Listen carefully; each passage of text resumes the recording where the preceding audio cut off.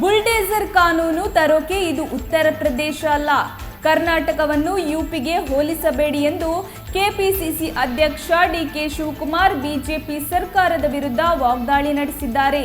ದಾವಣಗೆರೆಯಲ್ಲಿ ಮಾಧ್ಯಮಗಳೊಂದಿಗೆ ಮಾತನಾಡಿದ ಅವರು, ಅಲ್ಲಿ ಬೇರೆ ಬೇರೆ ವಿಷಯಗಳಿದ್ದವು, ಅದಕ್ಕೆ ಬುಲ್ಡೇಜರ್ ಮಾದರಿ ಮಾಡುತ್ತಿದೆ ಅಲ್ಲಿನ ಸರ್ಕಾರ.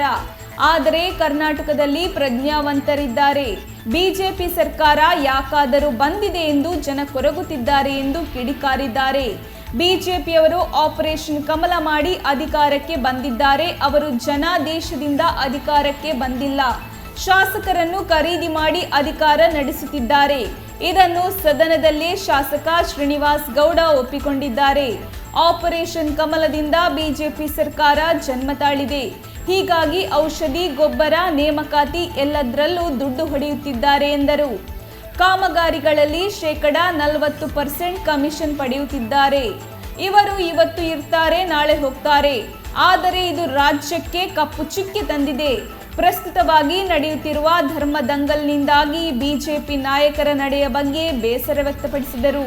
ಮುಸ್ಲಿಮರಿಗೆ ಪ್ರಧಾನಮಂತ್ರಿಯಾಗುವ ಅರ್ಹತೆ ಇದೆ.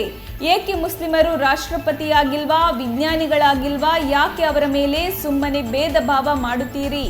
ಬಿಜೆಪಿ ಕಷ್ಟ ಕಾಲದಲ್ಲಿ ಬಡವರ ಹೊಟ್ಟೆಯ ಮೇಲೆ ಬರೆ ಹಾಕಿದೆ. ಎಲ್ಲಾದರೂ ಗಾಡಿ ನಿಂತರೆ ಪಂಚರ್ ಯಾರು ಹಾಕುತ್ತಾರೆ? ಸಂವಿಧಾನ ಕಿತ್ತು ಹಾಕಲು ನಿಮ್ಮಿಂದ ಆಗುತ್ತಾ? ದೇಶ ಶಾಂತಿಯ ತೋಟವೆಂದು ನಾವು ಬದುಕಬೇಕು ಎಂದು ಅಭಿಪ್ರಾಯಪಟ್ಟರು. ಹಲಾಲ್ ಪಲಾಲ್ ಎಲ್ಲ ಮಾಡಿದ್ದು ಬಿಜೆಪಿಯವರೇ. ನಮ್ಮ ಭಾಗದಲ್ಲಿ ಕಬ್ಬಾಳಮ್ಮ ದೇವಸ್ಥಾನ ಇದೆ. ಅಲ್ಲಿ 1000 ಮರಿ ಕಡಿಯುತ್ತಾರೆ. ಕಡಿದಿದ್ದ ಮರಿಗಳನ್ನು ಮುಸ್ಲಿಮರೇ ಕ್ಲೀನ್ ಮಾಡುತ್ತಾರೆ. ಕೋಲಾರ, ರಾಮನಗರದಲ್ಲಿ ಮಾವಿನ ತೋಪಿಗೆ ಔಷಧಿ ಹೊಡೆಯುವವರು ಯಾರು? ಚಿತ್ರದುರ್ಗದಲ್ಲಿ ಕುರಿಗಳ ವ್ಯಾಪಾರ ಆಗುತ್ತಿಲ್ಲ ಎನ್ನುವ ವರದಿ ನೋಡಿದೆ. 8,000ಕ್ಕೆ ಮಾರಾಟವಾಗುತ್ತಿದ್ದ ಕುರಿಗಳು 3-4 ಸಾವಿರಕ್ಕೆ ಮಾರುತ್ತಿದ್ದಾರೆ.